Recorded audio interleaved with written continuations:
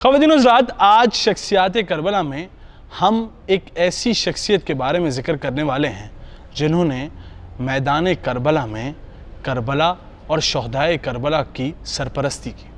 जी हाँ, यानी कि हज़रत इमाम हुसैन अलैहिस्सलाम। हुसैन नवासे रसूल होने की हैसियत से वो काम कर गए दीन इस्लाम के लिए जिसकी वजह से आज भी इस्लाम सरबुलंद है। अपने बच्चों को कुर्बान किया, अपने भाई को कुर्बान किया। याद रहे कि सबसे बहुत मोहब्बत करते थे।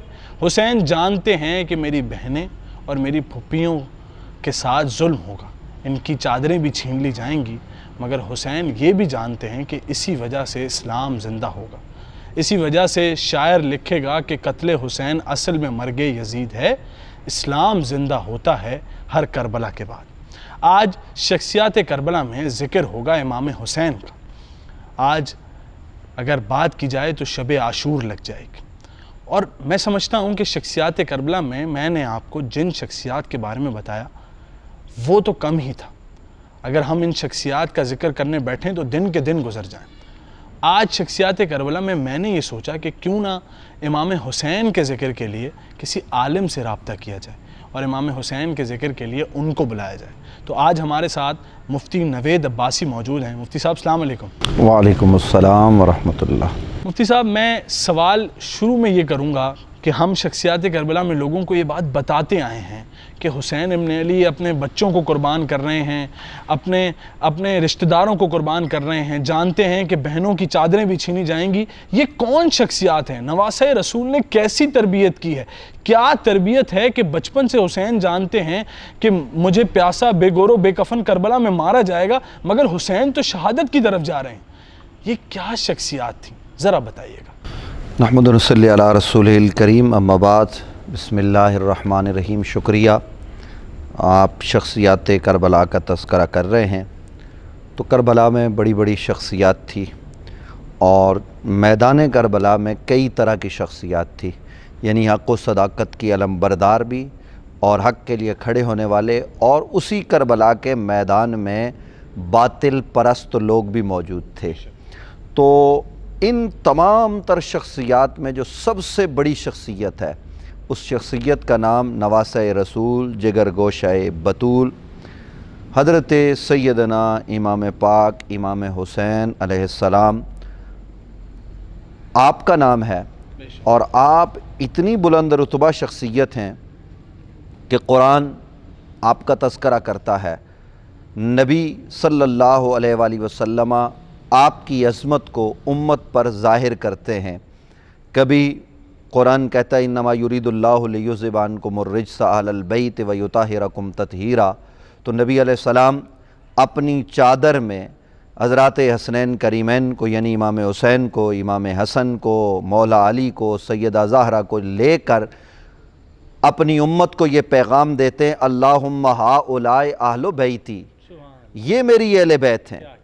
और इसी तरह से नबी अलैहिस्सलाम मैदान मुबाहिला में जा रहे हैं तो आपके हमरा सैयदा ज़हरा हैं, हज़रत मौला अली हैं और हज़रात हसनैन करीमैन हैं। और कुरान कहता है तालौ नदु अबनाना व अबनाकुम, नबी के बेटे कौन थे वहाँ? वो हसनैन करीमैन थे।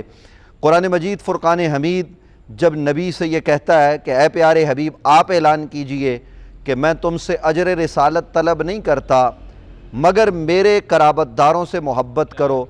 कुल ला अस्अलुकुम अलैहि अजरन इल्लल मवद्दत फ़िल क़ुरबा। तो सैयदना अब्दुल्लाह इब्न अब्बास जो तर्जुमानुल कुरान हैं, जो इस उम्मत के सबसे बड़े मुफस्सिर माने जाते हैं, हज़रत अब्दुल्लाह इब्न अब्बास ख़ुद नबी के चचा के बेटे हैं, लेकिन वो ख़ुद सवाल करते हैं या रसूल अल्लाह मन कराबतका, आपके कराबतदार हैं कौन? तो नबी अलैहिस्सलाम उनको जवाब देते हैं। गोया हज़रत अब्बास, अब्दुल्लाह इब्न अब्बास ये समझते हैं कि मैं रिश्तेदार तो ज़रूर हूँ, लेकिन ये जो मोहब्बत का तकाज़ा हो रहा है ये कुछ ख़ास लोगों के लिए है। तो नबी अलैहिस्सलाम बताते हैं कि वो कराबतदार अली हैं, ज़हरा हैं, हसनैन हैं। क्या कहना? तो इमाम हुसैन इनमें शामिल है। और फिर नबी अलैहिस्सलाम अलग से फरमाते हैं हुसैन मिन्नी वाना मिनल हुसैन, हुसैन मुझसे है, मैं हुसैन से हूँ।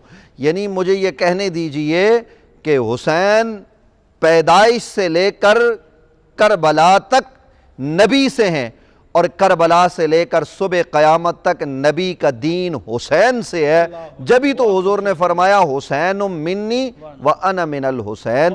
تو حسین کی عظمت، حسین کی ذات جو اتنی بلند ہے، آپ کی شخصیت، کہ ہم یہ صرف عاشورہ کے دن نہیں، سارا سال، بلکہ میں کہا کرتا ہوں کہ درختوں کو قلم بنا کر سمندروں کو سیاہی بنا لیں اور عظمت حسین لکھنا چاہیں گے تو ایک باب بھی عظمت حسین کا مکمل نہیں ہو سکتا، کیونکہ حسین بنائے لا الہ ہیں اور حسین کی بڑی عظمت، بڑی شان۔ اور میں سمجھتا ہوں کہ مفتی صاحب ایک سوال یہ بھی ہے کہ محرم ہر سال آتا ہے اور کربلا کا واقعے کو سالوں گزر گئے ہیں، مگر ہر سال ایک رکت ہے، ایک آنسو ہے، ایک غم ہے، ایک مظلومیت، ایک پیاس ہے محرم کی۔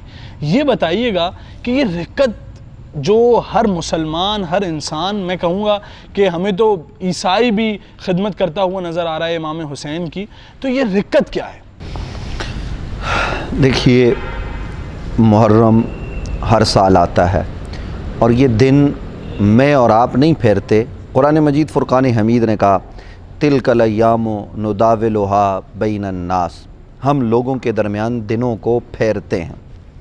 کچھ دن ایسے ہوتے ہیں کہ خود قرآن کہتا ہے وذکرھم بایام اللہ، اللہ کے دنوں کا تذکرہ کرو۔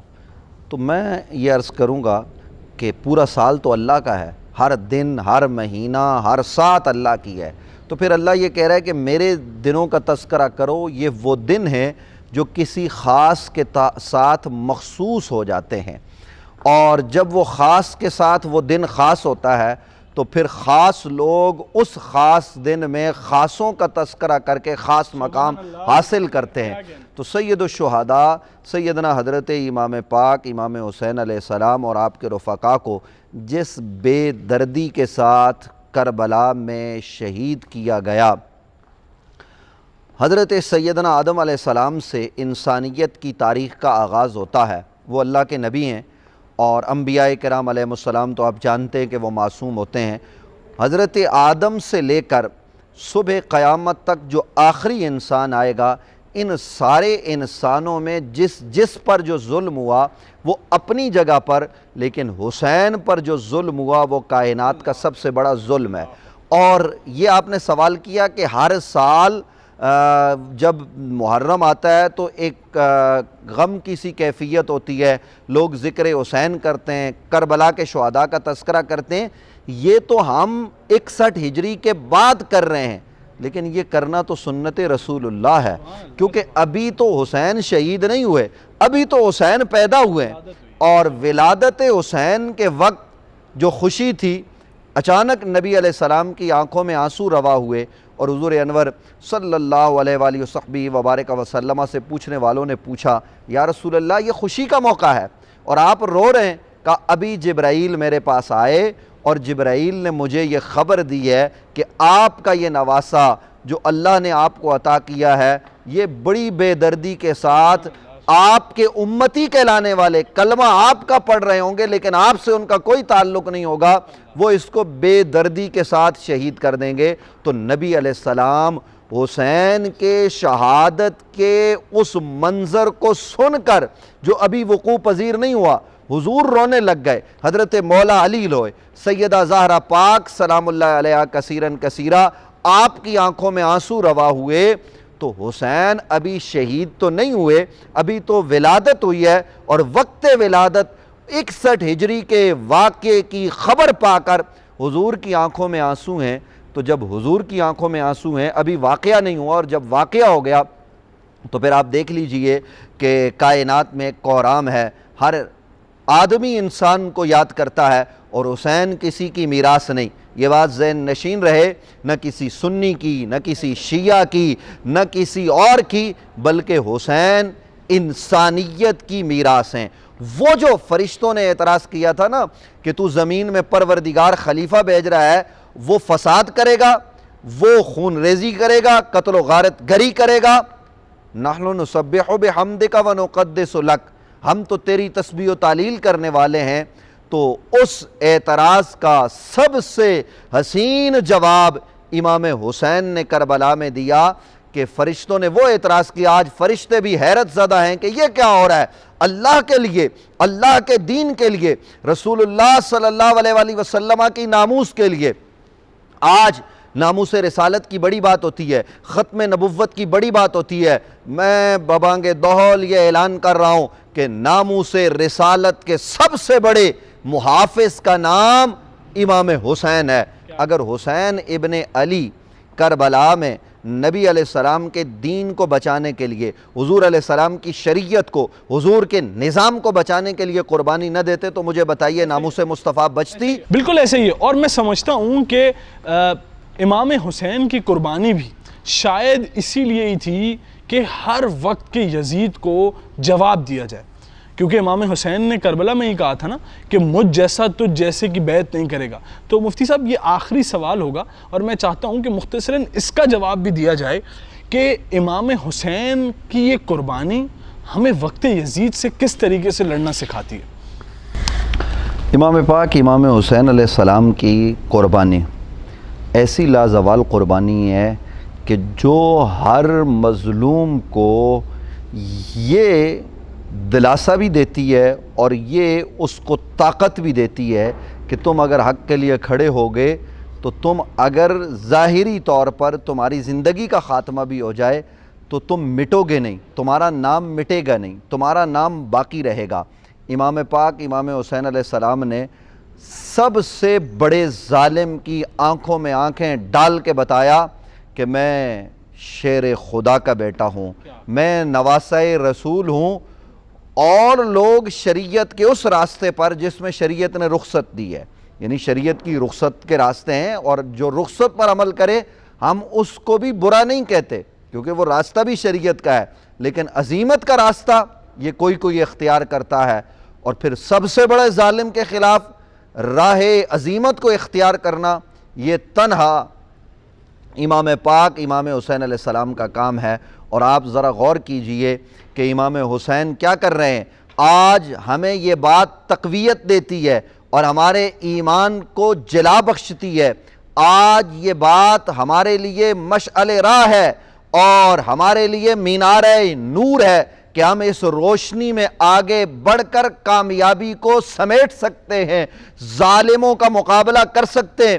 آج جو دنیا میں مظالم ہو رہے ہیں جیسا کہ فلسطین میں، کشمیر میں اور دیگر ممالک اسلامیہ میں، مختلف بلاد اسلامیہ میں جو مظالم ڈھائے جا رہے ہیں، ان مظالم کے مقابلے کے لیے ہمیں راہ حسین پر چلنے کی ضرورت ہے۔ حسین نے کیا کیا؟ آج ہمیں ذرا سی تکلیف ہوتی ہے ہم آؤ بکا شروع کر دیتے ہیں۔ حسین نے دین بچانے کے لیے، اپنے نانا کی شریعت بچانے کے لیے 6 ماہ کے ننھے علی اصغر کو قربان کر دیا۔ حسین نے کربلا میں شبیہ مصطفیٰ حضرت علی اکبر کو قربان کر دیا۔ حسین نے اون و محمد کو قربان کیا۔ حسین کے سامنے حسین کا بازو بن کے کھڑے رہنے والے جناب حضرت عباس علمدار شہید ہوتے ہیں، اس پر بھی سوائے انا للہ و انا الیہ راجعون کے اور کچھ نہ کہا، بلکہ ساری قربانیاں دے کر کہا اگر یہ قربانیاں رب کو دین کے لیے قبول ہیں تو حسین تب بھی راضی ہے۔ اور پھر حسین شہید ہوئے، حسین کی لاش پر گھوڑے دوڑائے گئے، اور اس بدن نازنین کو، ناظرین ذرا سوچئے غور کیجئے، آج لوگ کہتے ہیں ہم اس مسئلے میں جذباتی ہو جاتے ہیں، ہم یزید کو برا بھلا کہتے ہیں، اس بدبخت، اس لعین، اس کافر کو کیوں نہ برا بھلا کہیں کہ اس کے حکم پر، اس کی ایما پر حضرت امام حسین علیہ السلام کے جسم نازنین پر گھوڑے دوڑائے گئے، وہ جسم اقدس، وہ مطہر و مقدس بدن جس کو نبی علیہ السلام نے اپنے کندھوں پہ اٹھایا، جس کو نبی رحمت صلی اللہ تعالیٰ علیہ وسلم نے اپنے سینے سے لگایا، ان لعینوں نے اس پر گھوڑے دوڑائے اور سر کاٹ کر انہیں اس سر کو اور خانوادہ رسالت کی وہ عفت معاب کائنات کی مقدس ترین خواتین ان کو کس طریقے سے بیڑیاں ڈال کر کوفہ اور پھر وہاں سے شام لے جایا گیا، یہ سارے مظالم ڈھائے گئے۔ ظالموں نے امام حسین کے ہونٹوں پر چھڑیاں ماری۔ کسی کہنے والے نے اٹھ کر کہا میں نے خود دیکھا ہے رسول اللہ اس گلے کو چومتے، رسول اللہ ان ہونٹوں کو بوسہ دیتے، ظالموں تم نے اس نواسہ رسول کے گلے کو کاٹ دیا۔ آج لوگ نبی علیہ السلام کے نالین کی بات کرتے ہیں، اس وقت بھی کرتے تھے۔ حسین چاہتے تو تنہا مدینے میں رہ کر بڑے مزے سے دنیا کے مزے لوٹتے اور حسین کے لوگ ہاتھ پاؤں چومتے۔ ابو ہریرہ جیسے صحابہ حضرت حسین کے نالین سے، اپنے امامے کے کپڑے سے جناب ان کے پاؤں صاف کیا کرتے، لیکن حسین نے راہ عظیمت کو اختیار کر کے کائنات کے آنے والے ہر انسان کو، ہر مسلمان کو یہ پیغام دے دیا کہ میں حق کے لیے کھڑا ہوں، میں دین بچانے کے لیے کھڑا ہوں، اور دین کے راستے میں بڑی سے بڑی قربانی اور آخری قربانی جان قربان کرنا، یہ بھی دینی پڑے کو دے کر دین کو بچاؤ۔ آج اس لیے ہم یہ باتیں کرتے ہیں، اور حسین وہ ہے جس کے متعلق خواجہ خواجگان نے کہا شاہ است حسین، بادشاہ است حسین، دین است حسین، دین پناہ است حسین، سرداد نداد دست در دست یزید، حقا کے بنائے لا الہ است حسین۔ حسین نے اسلام کے درخت کو اپنے خون سے آبیار کیا ہے۔ آج حسین سے محبت بھی کی جائے، حسین حسین بھی کیا جائے، اور کردار حسین کو بھی اپنایا جائے، اور حسین کی اولاد سے بھی محبت کی جائے۔ یہی ہمارا پیغام ہے۔ اللہ کرے کہ ہماری قوم بیدار ہو اور حسین کے کردار کو اپنانے لگ جائے انشاءاللہ۔ اور شخصیات کربلا کا بھی یہی مقصد ہے کہ قوم بیدار ہو اور حسین کے پیغام کو، حسین نے قربانی کس وجہ سے دی، اس مقصد کو جانے۔ سورما فتنہ باطل کو مٹا دیتے ہیں، خون دہکے ہوئے ذروں کو پلا دیتے ہیں، اپنے چاندوں کو اندھیروں میں سلا دیتے ہیں، اپنے گودی کے چراغوں کو بجھا دیتے ہیں، اور مثل شبیر مثل حسین جو پیغام عمل دیتے ہیں، ایسے ہی لوگ زمانے کو بدل دیتے ہیں، ایسے ہی لوگ زمانے کو بدل دیتے ہیں۔ میں آپ کا میزبان سید عوید رضا پروگرام شخصیات کربلا میں اجازت چاہتا ہوں۔ السلام علیکم ورحمۃ اللہ۔